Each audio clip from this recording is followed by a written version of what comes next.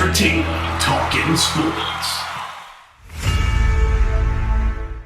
What is going on, football fans? Back at it with another New York Giants video. Wanted to get a quick video up for you guys talking about Jason Garrett. As some news came out yesterday on the potential future of Garrett and whether or not he'll be back with the New York Giants. At least at this point, that remains the biggest question about the New York Giants coaching staff going forward.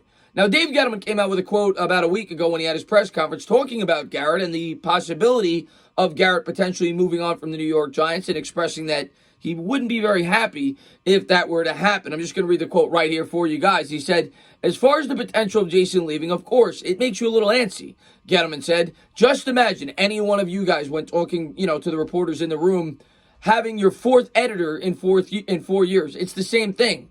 It's no different. We'll adjust and adapt and do what we have to do, and obviously anything we got to do going forward." So, obviously wasn't too excited about the fact of Garrett moving on, which would lead you to believe as a New York Giant fan, if Garrett does not go out there and get a job as a head coach, he more than likely will be back with the New York Giants if Garrett wants to be back. And if Garrett does not get a job as a head coach in the NFL or the collegiate ranks, I don't want to discount that, you would think he'd be back. And he'd try to build up his resume to potentially get a head coaching job somewhere else the following year. Of course, Brandon Staley got the head coaching job, the former, I think, defensive coordinator for the Rams with the Chargers. And to my knowledge, that is the only job that Jason Garrett has been called in, to for an interview for a head coaching position, which is not much of a surprise.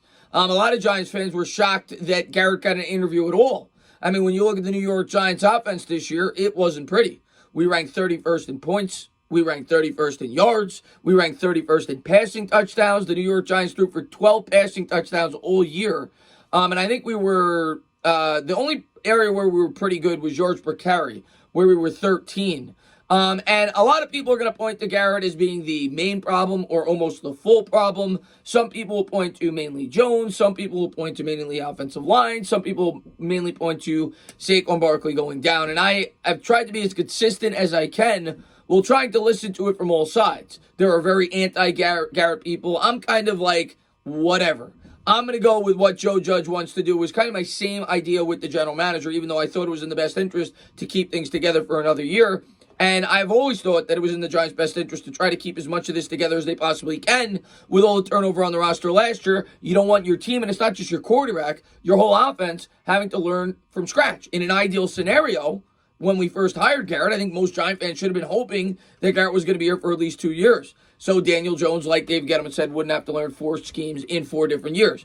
That is not ideal. You can look back over several quarterbacks over the time of history. I always look at Alex Smith, the guy like 6 or 7 offensive coordinators his first 6 or 7 years in the league, and he never really got things going. But by the same token, I understand the other side of the spectrum. Fans that look at Garrett as being the primary reason why this offense struggled as much as they did last year, and they said, yeah, and they say to themselves, yeah, I get that, but are you going to stick with a guy that really isn't getting things going in the right direction? And the results speak for themselves. The New York Giants offense the year before, I don't have the stats in front of me, but was better. I mean, we had multiple games the year before where we were putting up 30 points. Daniel Jones threw for 24 touchdowns, 12 interceptions. This year, I think he had 11 touchdowns and 10 interceptions.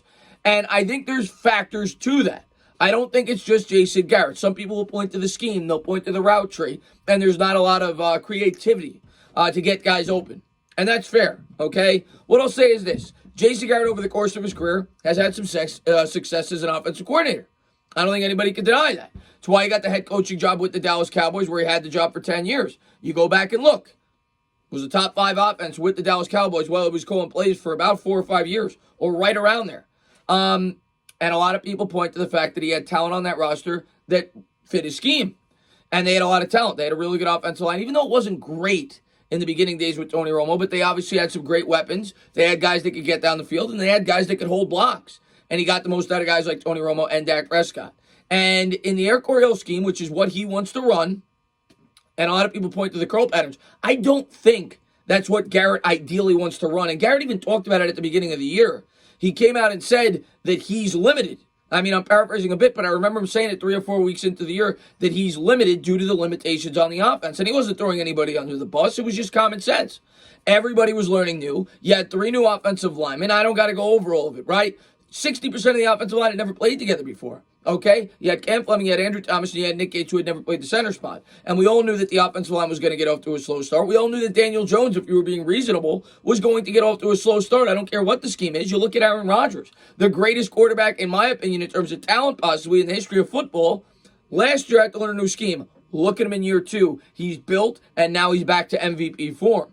And I'm not saying that Daniel Jones is going to have that kind of a leap, but I am telling you that he could improve in the Garrett scheme, whether you want to believe it or not. And we're going to have to wait and see how it all plays out. Now, is Garrett off the hook, in my opinion? No, he didn't do a good job. Our offense was one of the worst in the league. So I understand both sides of it. And if Garrett's back, I'm completely on board with it. If the Giants make a change, I'm on board with it. What I'll say is I want Joe Judge to make the decision. I want Joe Judge to be comfortable with what the New York Giants are doing. Joe Judge, for the most part, hired a staff.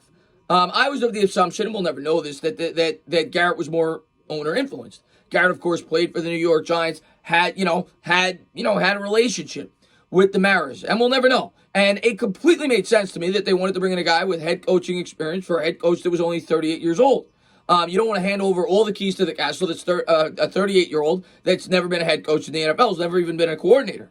So I understood bringing in a guy with experience to be the offensive coordinator, not just there, but maybe even give him pointers on how to be a head coach in the league. As much as we make fun of Jason Garrett, the guy was a pretty successful head coach for a decade for the Dallas Cowboys. Yeah, they didn't advance much in the playoffs, but he had a winning record every year. I think he won Coach of the Year twice. I'm not telling he's a good head coach. I would have been horrified if he became the New York Giants head coach, but I am telling you he could, in my opinion, potentially be a good offensive coordinator. The problem is he needs the weapons in place to be able to get his system to run. And you could say, well, then he's not a very good offensive coordinator. And I understand that logic. But I look at the New York Giants last year, and I think they were going to build their team around Saquon Barkley. That's what I always thought. I think that's what most people thought.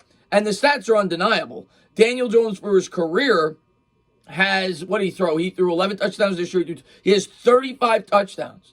35 touchdowns. He only has 10 starts with Saquon Barkley. Barkley, of course, missed 3 of his starts the year before, and this year he missed basically every game. He only has 10 starts with Saquon Barkley. In those 10 starts, he has 23 of his 35 touchdowns. I think he has 16 starts without him, in which he has a fraction of that number. He also only has, I think it was 6 interceptions or 8 interceptions, I think it was, with Barkley in the lineup. He is a different quarterback with Barkley in the lineup, and that is not just scheme dependent. He had 3 touchdowns and 6 interceptions in the Pat Shurmur scheme in three games that Saquon Barkley did not play last year. In the other games, he was fantastic, and at least in the touchdown interception department. This year, the first game of the year was the highest total he threw for in a game in terms of yardage. Saquon Barkley played in it from start to finish. It was the only game he played in from start to finish, and it was against the best defense in football in the Pittsburgh Steelers. Okay, he also threw for 2 touchdowns in that game. He threw for 11 for the year, I think in 14 starts. He threw for almost 20% of his touchdowns in the first game against the best defense in football. And Barkley, even though he got stuffed, is a guy that people have to game plan for. It opens up the passing game. I think it's only common sense when you have a player that dynamic. So yes, is Garrett partially responsible? Yeah, he didn't do a great job calling plays. But if we're being fair, what do you have to work with? I mean, for all the people that are saying that, Daniel Jones doesn't have receivers, Daniel Jones needs this, Daniel Jones needs that, well, the offensive coordinator needs that as well. And I am completely fine, personally, with the New York Giants keeping it together and giving it another go. And if things don't work out, well, then you start to rip things up, not just with Garrett, but potentially with the GM, potentially with the quarterback. We need to see results next year as New York Giants fans. I'm okay with keeping it together. I think this team built, I'm not saying they built on offense. I'm not saying that this scheme is perfect, because it's not. But what I am saying is, if this team improves, if this offensive line improves, if you go out and get a weapon, if Barkley comes back, I think you'll see them start to open up the offense. And for everybody that thinks it's just Jason Garrett, well, in my opinion, Joe Judge has a lot of say on this coaching staff, okay? You saw what he did with Mark Colombo. I personally think Joe Judge thought it was in the best interest for the New York Giants in terms of winning games last year. I'm not talking about the future of your quarterback. As a head coach, it is your job to win games, to be a conservative offense. I think he saw the limitations to this offense. I think he saw that the defense was the strength of this team, and he tried to limit turnovers. And that's exactly what they did. Daniel Jones cut his fumbles in like a third. He didn't throw nearly as many interceptions in the second half of the year. Matter of fact, I think he went 5 straight games at the end without throwing a pick before the last game of the season, in which it really wasn't his fault. It went off Evan Ingram's hands. So I think the Giants got more conservative. They saw the limitations to this offense. And I think Joe Judge had just as much say in terms of the Not necessarily the play calling, but the offensive strategy week to week. And I thought from the start of the year that was going to be the New York Giants' best opportunity to win football games. This year, when you go out and hopefully, and I think they will, add a big-time weapon, the offensive line improves, you get Barkley back, I think the Giants open it up. I think you start to see the Giants throw the ball more down the field and mix it up a lot more than they did this year. They were a ball control offense because that really was their only chance to win football games, and it kept them in games. You look at the Bucs game, you look at the Rams game. They were in games against very good teams. They ended up winning 6 games. They could have easily won 8 or 9. Does it need to get better? Absolutely. And the clock is ticking for Jason Garrett if he is back for the New York Giants. But am I okay with him coming back? Yeah.